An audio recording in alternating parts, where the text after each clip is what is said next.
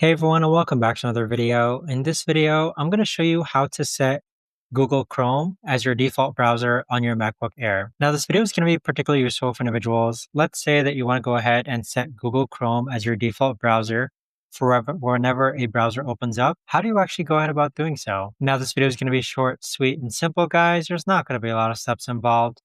Now, in order to do this, what you're first going to do is log on to your computer, then click on the Apple icon on the top left, then click on System Settings. Now, on this page here, you want to click on Desktop and Dock, and then go ahead and scroll down, and then where it says Default Browser, you want to click on this drop-down menu and select Google Chrome. Now, this is assuming that you already have Google Chrome installed on your computer, but there you have it. But that right there, guys, is the best and easiest way that I know of to actually go ahead and set Google Chrome as your default browser on your MacBook Air. If you guys know of a better or easier way to actually do this, let me know in the comments down below. I would love to know. Thanks so much for watching, everyone, and I'll see you guys all in the next video.